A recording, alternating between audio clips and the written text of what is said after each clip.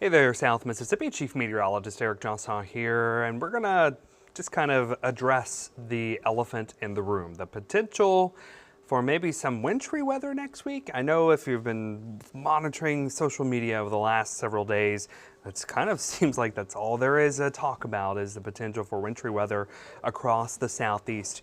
But again, right now, there's still a lot of uncertainty and there aren't necessarily any guarantees of that here in South Mississippi.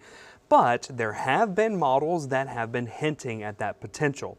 So the first thing we're looking at is a model comparison between the European model and the GFS model. Those are our two most reliable global forecasting models that go out way out in the long range, like they go out 7 to 10 days. There are reliable forecast models. However, the further you go out in time when it comes to forecast models, the less reliable that output is. And so we're kind of looking at that time frame still in that 5 to 7 time frame of 5 to 7 days from now, where we could be looking at the potential for wintry weather. Overall, the pattern looks cold, but we have to look at the timing of when we see this moisture start to interact. So this afternoon, the latest runs of each model, the GFS and the European, really don't agree. And so what we look for is for different models to start coming into consensus, starting to agree. And the GFS this afternoon shows hardly anything as we go into next week, but just cold air, whereas the European model is a little bit more aggressive with a wintry mess along the Gulf Coast with the potential for freezing rain, sleet, or maybe even some snow across the southeast. But again, those details will come better or become more clear the closer we get to the time frame. So for the GFS model, we get roughly a run every 6 hours. So about 4 times a day, the GFS model updates. And so what you're looking at, the top left corner, that's the latest run from the GFS. And notice it doesn't really show much. The model run before that did have a little bit of snow along the Louisiana coast over into Texas, and the run before that one had more snow over towards Texas and Louisiana, whereas yesterday the GFS model was hinting at lots of snow. So you see that the GFS has actually kind of backed off on the potential for any wintry weather across the southeast. But again, we're still very far out in the future for any of this to kind of be set in concrete. As we take a look at the European model, we don't get the European model updates as often as the GFS. We get them twice a day. And earlier today, the latest model run we have, the European model hinting at perhaps an ice storm across the Gulf Coast. And yesterday, generally, the European model had the same thing. So at least one model is sort of more consistent from run to run, showing the potential for wintry weather.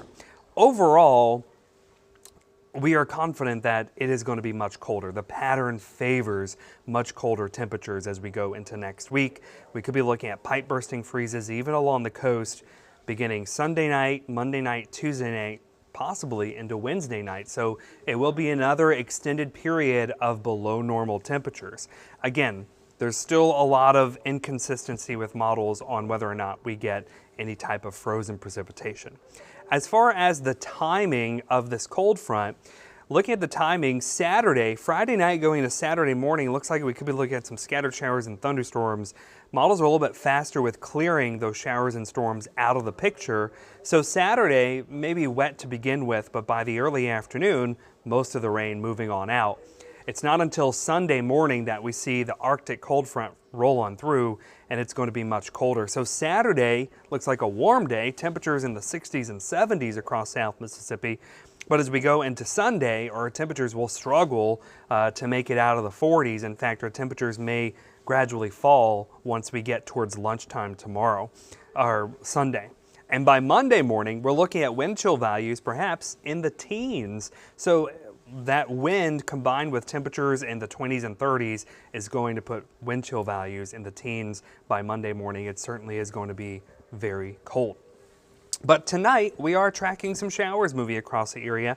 Looks like some pockets of some heavier downpours over towards Louisiana. Not seeing too much on our tower cams this evening, but looking at Futurecast tonight, temperatures will be chilly, and we'll see those passing showers overnight tonight. Not worried about any kind of wintry weather tonight, as temperatures will stay above freezing. but tomorrow morning will be a chilly start in the upper 30s inland and some 40s along the coast by the morning hours. So again, we're going to keep an eye on the potential for wintry weather. When it comes to if there is a storm that were to develop as we go into next week, the track of that storm would dictate what we would see. If the track is too far south, then that keeps most of all the precipitation out over the Gulf.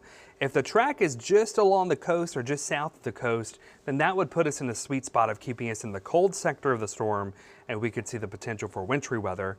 If the track is too far inland, we could be looking at more of a rain situation as the warm sector would begin to move on through, and that warm air would interact with the cold air, preventing wintry weather.